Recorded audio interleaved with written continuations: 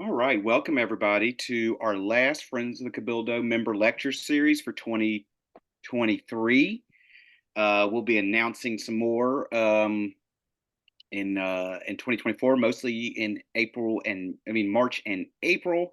This is kind of a warm up for Creole Christmas, which we have coming up at the end of the month. So if you're in town and you're looking for something to do with friends in town, or you just want to have a day in the quarter during the daytime, and go get lunch. You can buy a ticket to Creole Christmas, and you can get there at 10 o'clock in the morning, and then you can go for 5 hours, or you can get lunch and get a drink. It's a great way to spend a day in the quarter. And one other thing, we have our carnival class coming up in January. It's about 8 hours of carnival history. So if you're interested in learning some more about carnival history, we have Dr. Karen Leatham from the State Museum, Dr. Kim Boz DeVille from Xavier University, and then we have two speakers, one that's doing one on throws, and then one that's doing one on gay carnival. So I hope these are interesting to you as well. But tonight we're going to be talking about 19th century New Orleans Christmas traditions, and our speaker is Katie Burlison. She is the curator at the Herman Grima and Gallier Historic Houses and former curator at the Louisiana State Museum. And I want to welcome Katie tonight, and thank you so much for doing this tonight. Hi guys. Sorry, I am trying to let me get this out real quick. Oh, hey everybody. I haven't done Zoom in a while, so it's I'm practicing again. I'm the curator at the Herman Grima and Gallier Historic Houses in the French Quarter. I think let's see, how many people do we have, Jason? Oh, good. We've got a few. And most of y'all, I assume, are either live in New Orleans or are familiar visitors because you're interested in this presentation. So, as I am the curator at these two historic house museums, I'm going to kind of use the houses and the families who lived here to kind of show you as reference points for 19th century New Orleans Christmas traditions. And of course, not everyone celebrated Christmas, but the families that I'll be discussing, the the owners of the houses did. They were Catholic, and they did celebrate Christmas. So, with one tiny exception, which I will show you. So, this on the left on the screen is the Herman Grima house, and on the right is Gallier House.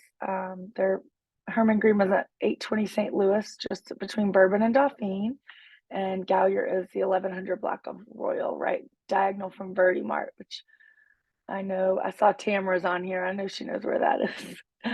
um, let's see. So, and I just wanted to point one thing out because I don't have uh, this facade image later on when I was going to talk about decorating, but the on the Herman Grima house, the brick one on the left, you can see the garland. This image was taken several years ago, but when I go and get the garlands now to cover up the whole, to fill the whole balcony with swags, I have to get 75 feet of garland. So it's a lot. Um, and I have to try to get it early or I can't get it in time. So go on to the next.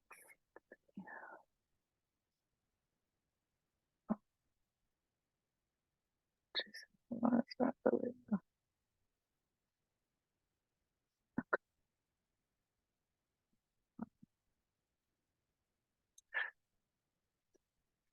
Okay. So of course in New Orleans, it's every day is a holiday. So I know those of you who live here might know about how we kind of say Christmas is almost Mardi Gras. So these are just a few kind of iconic images from New Orleans Mardi Gras. I mean New Orleans Christmas, and that's Mr. Bingle on the left, who adorned the front of the Maison Blanche department store for many years. And I remember seeing him even when I was a kid. The middle one is a carnival invitation for 12th Night Revelers, January 6th, but it's got the red and green decor to reflect the Christmas season. And that was at the Opera House. So these, if you ever get a chance to look through a bunch of these invitations, are really beautiful and artistic, like the floats. And then of course we have the king cake with the baby. So I don't need to tell you all about that one.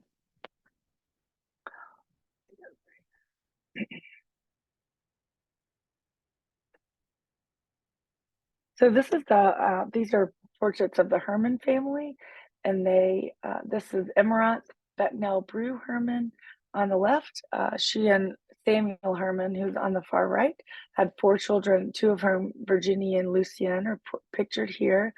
They raised them Catholic, but Samuel Herman actually came from Germany and was part of a German Jewish family, which a lot of the families here in South Louisiana and Louisiana in general, if they married into a wealthy Creole family, then they were going to be practicing pretty much everything just like the family did, because that's where they their bread was buttered, I would say, I guess. So these are portraits by Jean-Joseph Vaudechamp. Samuel Herman had the house at 820 St. Louis, now the Herman Grima House, built in 1831 by a Virginia architect builder named William Brand. The architect was really a later term, but we know he owned about at least 60, or I know at least several dozen enslaved bricklayers and carpenters. So those men were probably the ones who built the Herman Grima House. And Virginie is here in her kind of around her debut, around she was about 16 in this portrait. And everyone that comes in the dining room at Herman Grima notices the Emeraunt and her fancy, fancy little lace, whatever, I don't even know what you call that, headdress or bonnet, and all of her finery, which it's kind of like, I hate to say, putting lipstick on a pig at that point, but she had plenty of money. Here. And then the Grima family was the next family who lived in the family. I mean, who lived in the Herman Grima house. They had 9 children, and they were a multi-generational household. The grandmother was her portrait is on the top left. That's Veuve Grima, or Madame Grima. That portrait is by Jacquemin, and it's one of his best works. And most people who know about its opinion, Adelaide and Felix were the parents of 9 children, and Felix's mother, who I mentioned, lived with the family until she died in 1851, I think it was. The photographs are of some of the children. These on the bottom right kind of look like the Adams family a little bit, people say, but they had 5 girls and 4 boys. So they moved in 1844. The children were raised in the house. The last one to leave the house was Edgar in 1921. And there's a lot of memories. They were raised Catholic there, and both Felix and Adelaide were raised Catholic. She was part of the family that was the Montague family, her sister married a Petot. So if you go to the Petot house, you'll see her sister's picture. Anyway, just looking at the two, the mother and father, you can see that they have wealth in her material, on her clothes and her jewelry and everything, and how she's posed with her tiny waist. And so they are going to be the Hermans and the Grimas especially the Hermans were known for throwing a lot of fancy holiday parties. So you'll see what their tables may have looked like. So here's the Herman Grima House dining room as it is today. This is so you'll see a croquant bouche on the center of the table, and it's made of a lot of little pastries kind of stuck together and made into a pyramid. We also have other kinds of puff pastries and cakes and ribbon candy and things. I will get a little bit more into how we did this, but this is kind of a table that you might see on New Year's or Christmas Eve. There was a lot of Christmas Day, when you had a lot of people visiting, or New Year's Day, because this is set out not for people to sit at the table and have a meal with their forks and knives and things. This is for walking in, and there's plates over on the table, the side table, and champagne glasses, and this is for kind of revelry. We've got a punch bowl and things on the sideboard. See, so these are some of the desserts that we have on the table, and this image in the middle is The image in the middle is a French image from the 17th or maybe 18th century. Actually, I don't have the citation here, but you'll see the croquembouche in the center, and then everything was done in the French style here at the Herman Grima house. It was so they everything was really symmetrical, and it's fun to kind of do that every year, do it a little bit different, and have fun with moving things around. You'll see on the top left is some of the puff pastries and the tarts.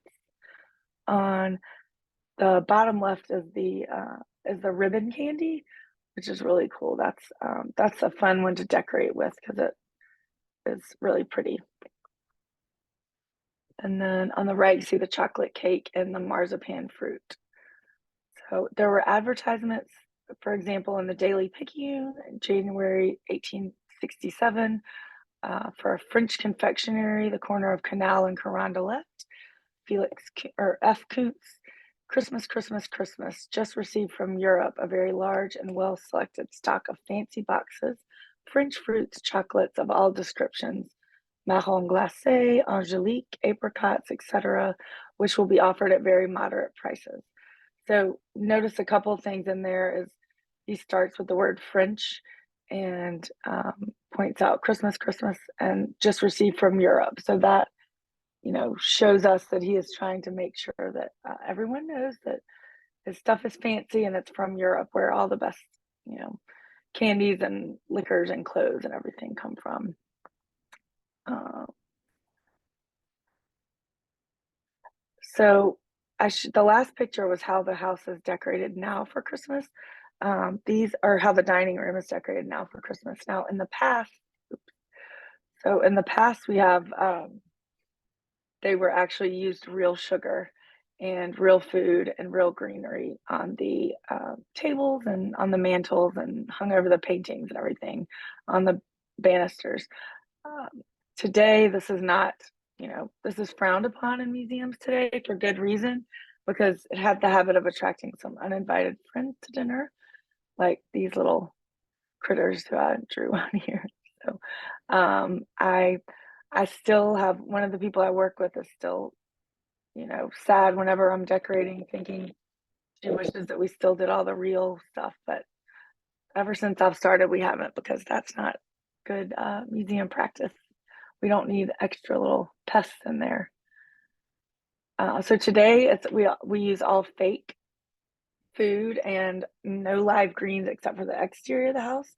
There's a few places we can source those faux foods, and I'm always okay with showing a little bit behind the curtain because I think it's fun to share information like that. So we purchase the items online. We've ordered them from professional faux food artists. There's one particularly in Virginia who does all the food for Colonial Williamsburg, and she did one of those cakes for us, and then I haven't been able to get on her schedule since.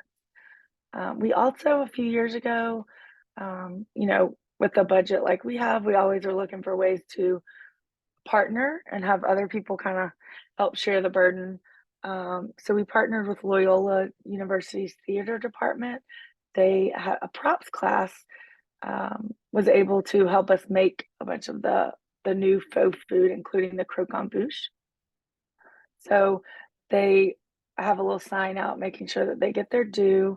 But it was a fun partnership, and the students took a tour and they kind of looked around and got inspiration, and then we showed them what we already had and some of the things that weren't in the best shape that we wanted, and their work was documented, and now we have these for as long as they last.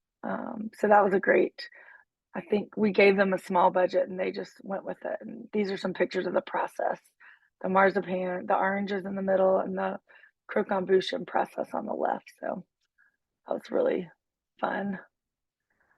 I'll talk a little bit about Christmas and popular culture. So now we think everything's red and green, bows and all, Christmas trees everywhere. Everybody's got to have a Christmas tree. Well, that really didn't start until like the late 1850s in New Orleans.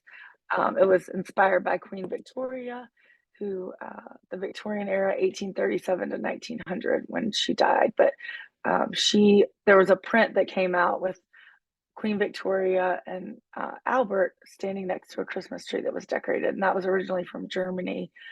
But once that print circulated, it's like something going viral on Instagram or TikTok or whatever, that once people started seeing it, they thought, I have to have one. So the Herman and Grima family's ownership of the house, the those periods coincided with the publication of a lot of the books and images that we still consider Christmas classics, like 1823, Clement Seymour's A Visit from St. Nicholas, which is now known as "'Twas the Night Before Christmas."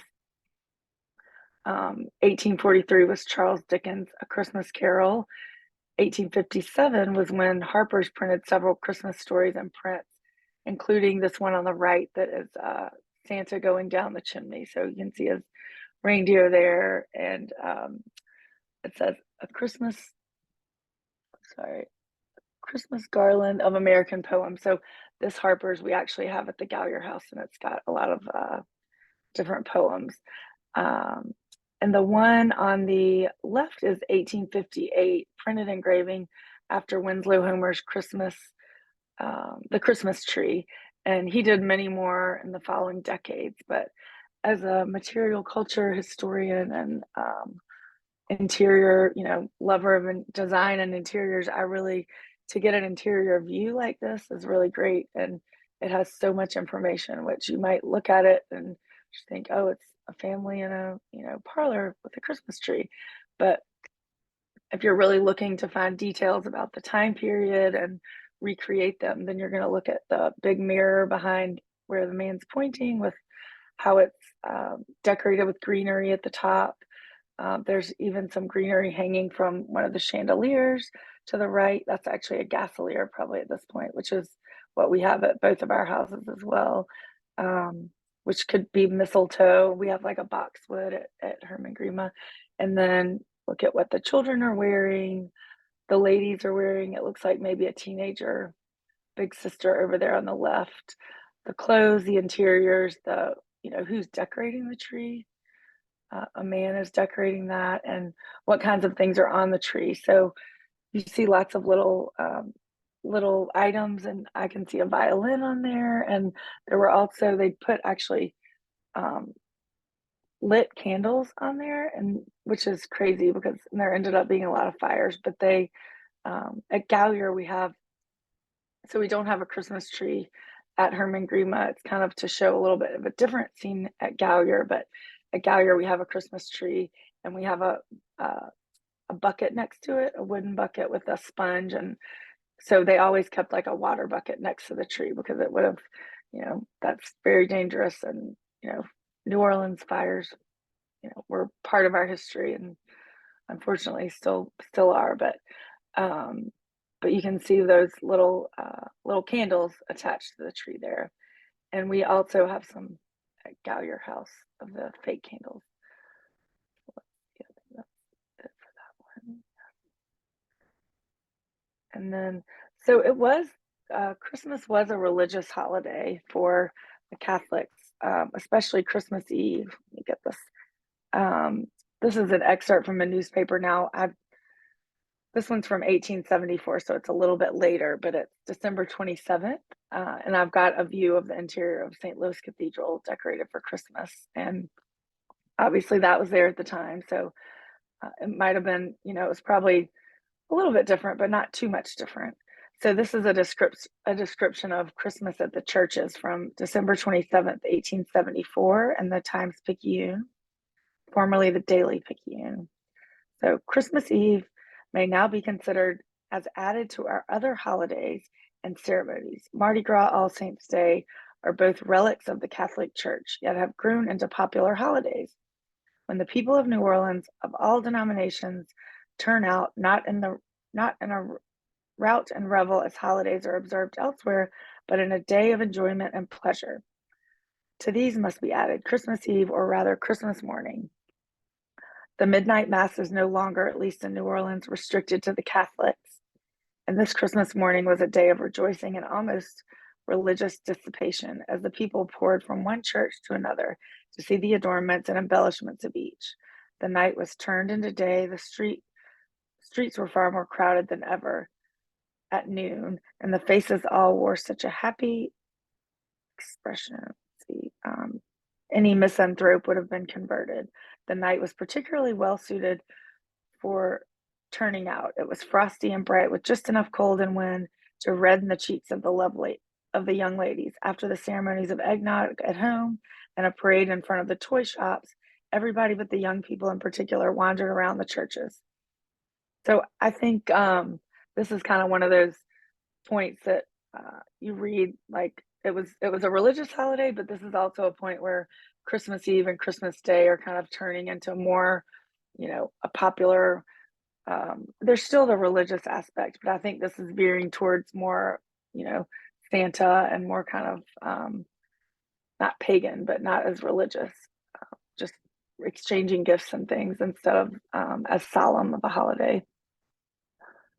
Let's see.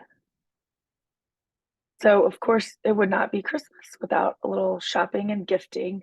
So, there's a lot of the items that you'd find in New Orleans, like everything else, dining, clothing, and things, was, as I mentioned, reflected or influenced by French culture. So in France, January 1st is a great day for presents, especially for small children. The presents were called étrennes, and New Year's Day was called Jour d'étrennes, or Jour de l'an, like the day of the year, so the first day of the year. And in France, January 1st was a more festive day than Christmas. Presents are given, family gatherings held, and calls paid. In the morning, children find their stockings filled with gifts and then rush off to offer good wishes to their parents. In the afternoon, the younger people call upon their older relations. In the evening, all meet for dinner at the home of the head of the family. For Creoles, the most expensive gifts were received on New Year's Day, and newspaper ads for Christmas and New Year's gifts appear until December 31st. And I will show you. So there's this two ads that I have on here. One is elegant goods for Christmas presents, and that's all about silks and crepes and richly embroidered. It's really flaunting kind of how decorated things are and how everything has so much going on with the brocade and things like that. So this is the time you're going to get the velvet and all the fancy silks and things. And if you're going to buy them for yourself, then that's when you can wear them out to visit people and show, you know, how wealthy you are and how good of taste you have. So, and then on the right is an ad from 1850 and is mentioning to the ladies what can be more appropriate as a Christmas present for a gentleman: a silk or satin cravat or scarf, and tendered to him by our own fair hands. A very beautiful assortment has been received, and a choice selection of portemonnaie, embroidered linen cambric, handkerchiefs, purses, perfumery, and fancy articles suitable for presents during the holidays. This is a shirt and gentleman's furnishing store on Royal Street, and the manufacturer is Park Place, New York. So a lot of these things are getting sent down from New York and then retailed on Royal, which was the same with a lot of pottery or porcelain and all kinds of dry goods. And then the little pictures at the bottom are the pictures of a cornucopia that we have in the Herman Grima house. This is has silk and some pretty fabric on it. There were also handmade ones that were made out of paper, and the diagram you have on the left is of showing you how to make these different items. That was from Cassell's guide. Let's see, where was that? Cassell's Household Guide, and that was for domestic and social economy in 1869. So that's one of those, this is also another way where we research and see how the holidays were celebrated, what people wore, because it'll tell you what kind of the top of what the goal is. And some people, there's every level of best, better, and good, better, best. So just like you can read Town and Country, or you can read Southern Better Homes and Gardens. I don't know. There's lots of other items where advertised like books, chocolates, clothing, toilet articles, games, inkwells, and rosewood ladies' desks, which are more like a lap desk, just a box that you would keep some writing materials in. And so there's also often a visit from Papa Noel in costume, which could be a relative. The toys were made in France, Germany, and the northeastern US, including tin swords, wooden animals, blocks, puzzles, and then I'm sure y'all know about the paper crackers, which were those were started in England and they had trinkets inside. We have some of those at Gallagher House. I still love I can you can buy those a lot around now and I still love to have them on the table for Christmas.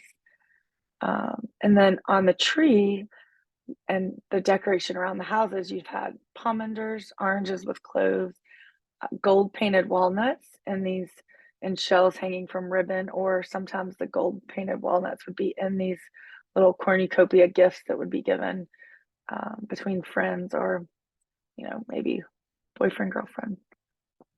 Preserved and dried orange slices, purse ornaments, citrus, little flags, and then I think you saw the little violin that was on the tree in that image. So um, these would have been hanging on the tree or exchanged between friends. So here's some other. This one on the right is actually uh, a French engraving of some of the toys that would have been given on Christmas. We have the picture on the left and the middle bottom one are from the Herman Grima house. The left shows some of the candy on the center table in the parlor, and also some gifts that were wrapped and ready to be given. And those say Bonne Année on them, which is Bonne Année, which is Happy New Year. The bottom is a creche. It's like one that you can build yourself, kind of like paper dolls. Um, and that would have been available at the time period as well. And then I just love this image in the top middle. It also shows the faux wood grain doors like we have in Herman Grima House, but this is kind of like a little kid peeking out on Christmas morning. Are my toys there yet? Um, oh yeah, the one on the right that I mentioned, it's called Jouet Cadeau. So these are Christmas gifts from 1861 in France. And then the image, the one of the girl coming through the doorway is circa 1845 in the Henry Ford Museum. So now we'll move over to the Gallagher household for a little bit. Gallagher Jr. was the son of James Gallagher Sr., who designed Gallagher Hall. A lot of people get them confused. This is Gallagher House. So Gallagher Jr. just was also an architect. Lots of people think maybe not quite as successful as his father. He kind of had a more of a mixed style, so Italianate and Empire, some neoclassical, and some kind of exotic styles that were popular in the later 19th century. He was born. Senior was born in Ireland. Junior was born in England, and this is his wife Aglaé Villavasso Gallagher. Her family was Creole Catholic plantation owners from St. Bernard Parish.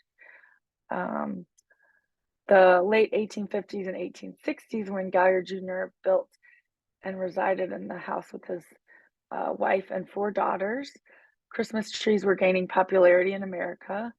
The 1850s was also when Mardi Gras came to New Orleans, and carnival organizations began having balls that often overlapped with the holiday season, so which still happens now. And you just kind of have a long season from Thanksgiving to, Ash Wednesday. And several books, as I mentioned, have been published that were, and the ones I mentioned before were also available in New Orleans because those were advertised in bookstores. So at Gallagher House, we have a tabletop Christmas tree.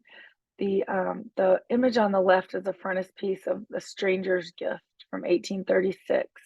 This was an early engraving of a decorated Christmas tree. So this is a German guy where the Christmas tree originated, and he immigrated to America in 1828. So this is the children are taking down the ornaments and collecting them in a basket. And there's a little fence. Oh, the middle one. The little fence around the tree would have also had some moss like carpeting inside. and the candles and the tree's branches, you can see those there as well. And the one on the left, sorry, is the Queen Victoria Christmas tree at Windsor Castle from Godey's Lady's Book in December 1860. So this, let's see, it looks like it mostly had simple glass ornaments, wax tapered candles, and there's an interesting tree topper. And then they have the table with the cloth underneath, the same as the other one in the center. And on the right is our tree at Gallagher House that is being decorated by Peter Dandridge, who is our curatorial associate, who absolutely rocks at Christmas decorating. He just loves doing Gallagher House decorations, and we've got lots of the little toys and things that would have been there during that time period. And we found some. I think this is before. Oh no, he was putting the candles on. We found a place that has these little fake candles that clip on, and they have a remote control, so that adds to the authenticity. Let's see.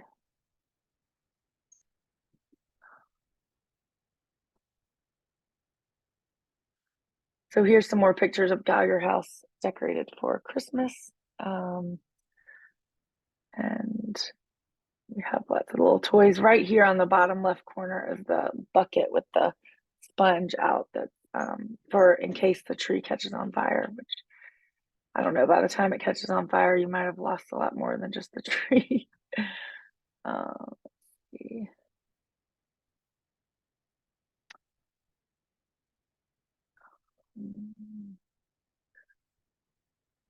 So yeah, I'm gonna get on with this.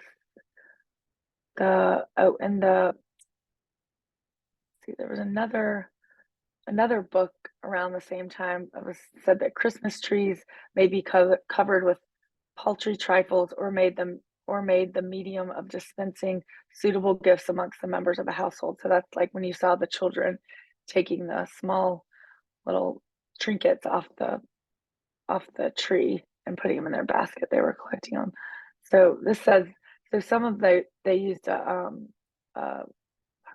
can't remember the tree that we were using, but they're recommending a good sized fir tree of regular shape with nice size, wide spreading arms, and see, and cover it with gelatin lights, which are safer than wax tapered. But now we would still not use any of those. Suspend them by fine wire, not cotton or string, which will take fire. And then if you put silvered glass balls around, then it gets this mirrored effect with the light and everything. And then small ornamental paper boxes and cases holding sugar plums will add to the decorations of the tree. This is a mantle with some faux greenery and pine cones. And as I mentioned, there's a lot of citrus in New Orleans at this time, and we had apples as decor as well. So a lot of the outside brought in, and we're lucky at Gallagher House. We have a lot of red and green glassware, and also this beautiful wallpaper that you see behind this little statuette in the red glass, because once we decorate it for Christmas, it just kind of everything just blends so nicely together. So I've been showing you several lavish Christmas displays and exhibiting these family wealth and homes ready for festive parties and visitors. But to pull off all these complicated, rich, and impressive dishes and to fill the multiple mantles with lush greenery and citrus and layered holiday decor took a lot of work. And I can tell you, as the person who does most of that at Herman Grima, and any of us who work on this kind of thing will tell you that it's a lot of work, and we get paid for what we do. But a lot of the conveniently many books in New Orleans at Christmas from the past, and even there's one from 2014 I was looking at for this presentation, and they'll use the passive voice, like the halls were decorated with blah blah blah, or the tables were set with the finest silver compotes or something. So they're omitting an essential element, which is the labor and who did the labor. So in the Herman, Grima, and Gallagher households, the vast majority of that labor was done by enslaved people, and all of these families enslaved people. The Galyers actually had some Irish indentured servants as well. So there's a recent book that I wanted to recommend that it came out in 2019, and doing all the research for our Christmas decor, it's a lot of these books are just fluffy and about, how things look, and not really doing a lot of research on documentary research and looking at engravings and things for really detailed facts. So, a recent book does an excellent job of analyzing the relationships between enslaver and enslaved people, including the gifts they exchange, vacations they allowed. And that is, let's see if y'all can see my, let's see. Can you see this? Oh, you might not be able to. Let me, well, it's blurred, but this book I wanted to recommend, and I'll be Katie, put happy it to right put in it. front of your face. Okay, There you go. put it in the chat. Okay, this is called Yuletide and Dixie. It's you can see all of my post-it notes because and I haven't even gotten through it, but it's called Yuletide and Dixie. This is a Christmas tree made out of chain, slavery, Christmas, and Southern memory. So it's really kind of um, the main thesis is how we've created this idea of Christmas, and in our heads it's all these glorious things that I've been showing you, but without talking about um, a lot of the not so pretty things, like the people who were enslaved here would not have necessarily gotten off any time for Christmas. Now, most of the I'll show you in the next slide some of the documentary evidence. There, he does point out that most of the evidence, most of the like travel logs and diaries written by either travelers or people who lived in plantations or in urban, there's less in urban settings, but and then after they were freed, some enslaved people um, that were able to tell their stories, they often do say that at least they got at least 2 days off. Sometimes it was up to a week, but this book points out a couple of one family in particular that was in the sugar plantations, that there was just it was nonstop, so they didn't really get any time off. I think it was maybe they got 2 days off after Christmas, but then the enslaving man, head of the household, was if anything needed to be done, he was right on them, saying, watching for anything that needed to be done. So that was unfortunate for people who were already, not didn't have their freedom. So, um, see, so I wanted to make sure to point out that book, and like I said, I can send that, Jason. That might be a good one to get for the 1850 house shop, actually. Um, the female, so of course, the female head of household would have given some instruction, but most of the management would have been left to her entrusted female house servant, who knew exactly how the madame liked everything, because the the female head of the household would have been also busy doing all the throwing the parties and hosting and everything. I did so this image is of the 1850. Sorry, I used to work there too. The Herman Grima House's hearth kitchen, and I couldn't find a picture of it with the Christmas food on the table, but I did want to let y'all know that on our website, and I didn't get an answer yet about when exactly we're doing the Creole cooking demonstrations with the Christmas food, but I think those are in the next couple weeks, and they're on Saturdays. So if you have a chance to get by on a Saturday, definitely come see it.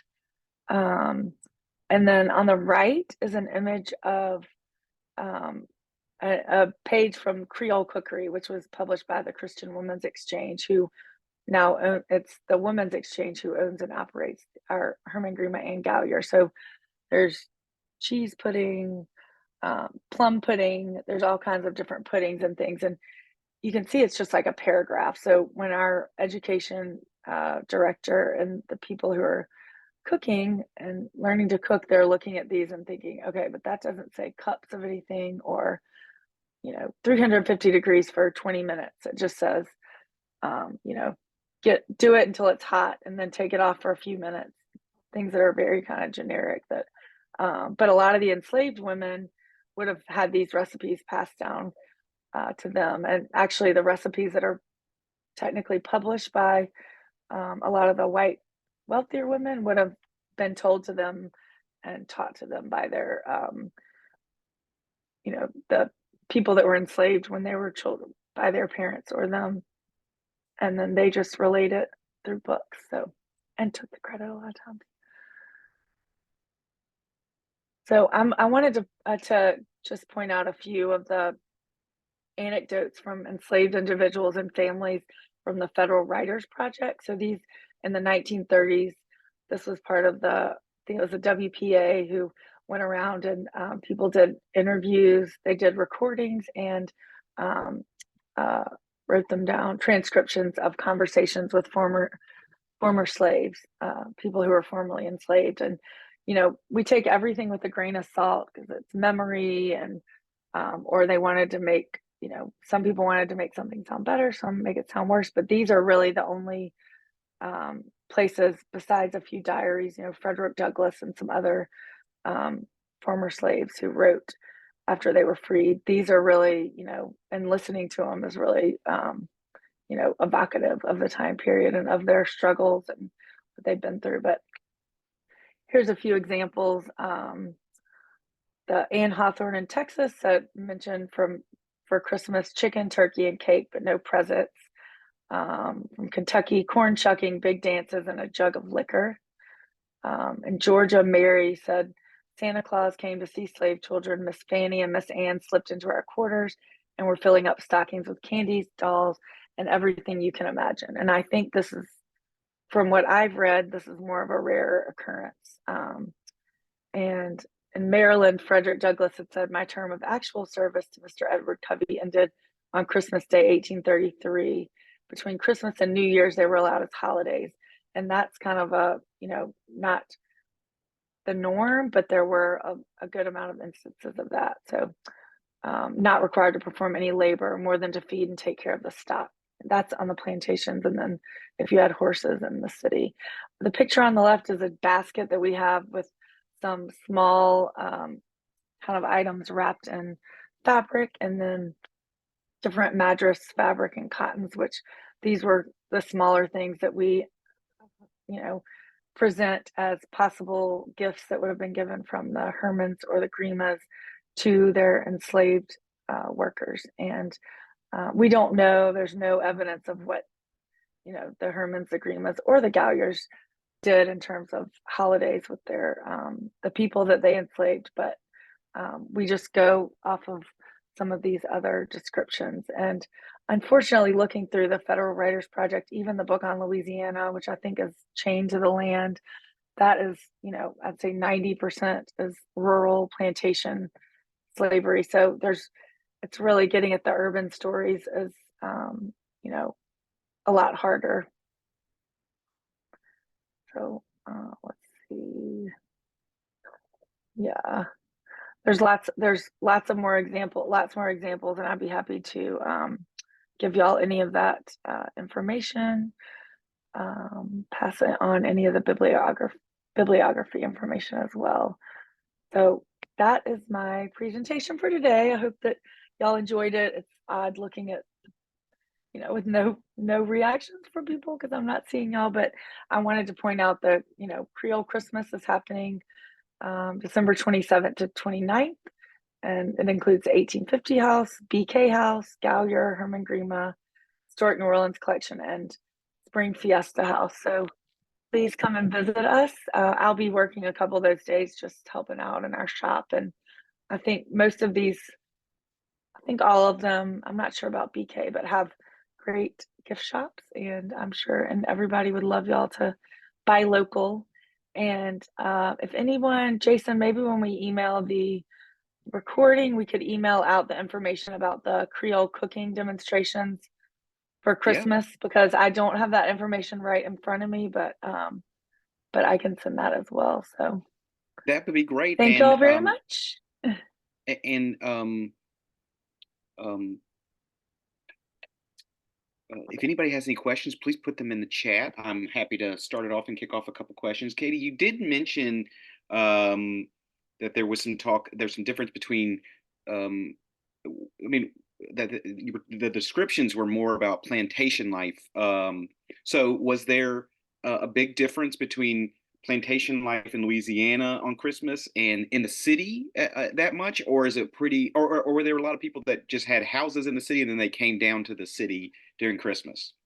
That is so there's a lot of those both of those cases. Now, people when you're getting together with family, it's kind of like, people like I was saying when I was a kid and we'd come from Mobile to New Orleans to visit because there's a lot more happening and, the Nutcracker and things like that. So people would come in town to do, those kind of theater productions and things like that if they had, like the Emerald Herman is related to the family that, the Haydell from, Whitney Plantation and Evergreen. She's related to all of them. So a lot of, they could have come to the city and done these, gone to these performances and operas and things and parties, and then also gone out to the plantation. So either, but we don't really have a lot of information about the celebrations in the city with the enslaved people. Like I said, that is, and I'm still reading this book and trying to find some more examples. Um, we don't have anything specifically about our families, but I think just kind of with in general with the urban enslavement versus the rural enslavement. And did you ask about enslavement or were you asking about in general the celebrations? Oh, I'd love to hear. Yeah, Just in yeah. Yeah, so in general, people were living closer together and the enslaved people were closer to the house. They were living closer to the people who were enslaving them. So in some ways it was, you know, easier to pop out on the street and go somewhere. If they had the time off, it was easier for them to get out and find something to do and maybe enjoy a drink or a dance or something. But if whereas if you're in the plantation, you might only, there might be your whole family, there might be several families that would get together and, go out in the woods, honestly, and celebrate, do some dancing or drinking or, just kind of get off to be by themselves and celebrate and make their own party. But I yeah, wanted to so also ask that's one of the about. differences. Go ahead. Sorry. I wanted to also ask about church services. You mentioned a little bit about a religious holiday, and then it kind of became a little bit more of what we know as a normal holiday. But Oh, were church services involved? I mean, we always hear about yes, the supposedly gigantic church service, and you went to dinner, all these things, and the yes. Revion, everything. That was that common? Did that actually take place? Yeah, so I think I might have just kind of glazed over that even though talking about the religious part, but yes, so there was the one of those, images I showed of the newspaper was mentioning the midnight mass, and I have some other ones that were, talked about, so I had this one mostly when I found was looking in the newspapers and, when you're doing the online searches, thank goodness for them because they're a lot easier, but you also they're it's they don't necessarily read the words correctly, so sometimes you miss things that, um but in terms of the descriptions of Christmas, I found a lot that were just like after the Civil War about midnight mass and, like here's another one from 1873. I can this is St. Patrick's Church will be celebrated this Christmas Eve at midnight. The Grand Mass, introduced for the first time of general generali for the first time here, which will be sung. The mass will be composed of a full choir during which many, um, solo- soloists, amateurs, and artists will be heard, amongst whom are, and then he gives a bunch of names like, tenor and many others, to which may be added the Ave Verum of Mozart and Noel. So I found several of those, in the late 1860s and 1870s, but I, it's, I educated guesses that yes, and they were definitely those kinds of things were celebrated earlier, but maybe not as publicized in the papers. But yeah, for especially for the the Grima family, very Catholic. Like Adelaide's family had been here forever, the Montagues, um, and then and the Hermans as well because they married. He married into into the Catholic family. And Tamara, I see that the Réveillon. So that was another one. I think that they started like, I'm not 100% sure. I was trying to do that was one of the questions that came up in my mind, like as this presentation got closer, and I thought, that was something that I was trying to find, and then wasn't able to with my just archival newspaper research, but I that was something I wanted to dig into a little bit more. I did not find any mentions just in the Daily Picayune, but there's like the Crescent and a lot of other ones, the Bee and things that and I think that the Bee, since it was also printed in French, would probably have had a lot more descriptions of that. So I think it would probably have been around the 1860s, 1870s when a lot of this these kind of celebrations, and also the Mardi Gras, cruise and everything was um, getting more festive. But even if they didn't necessarily call it the Réveillon, I think that's something French, but that would still be a pastime to do it after the midnight mass, to get together. And me, I can't. I've never done a midnight mass. I'm Episcopalian, and I just go at 5 o'clock, and then my parents had a party. Jason, you've been to for about 30 years, and we ate and then went to sleep at 9 o'clock. So, Well, um, well, this is fantastic, Katie. I want to thank you so much for giving us yeah, some great information tonight and getting us in the Christmas spirit with it coming up. So I want to thank you so much for doing this tonight. It was a great presentation, and I'll include everybody also the Yuletide it's the Yuletide in Yuletide Dixie. in Yes, Dixie. I wrote that and then I yes. admit it. So Yuletide in Dixie, and I'll send that as well with our link for the recording. So thank you everybody, and thank you Katie so much. And we'll see. And everybody has a happy holidays and Merry Christmas. Thanks, everybody. Appreciate you listening. Thank you, Katie. Bye, Jason.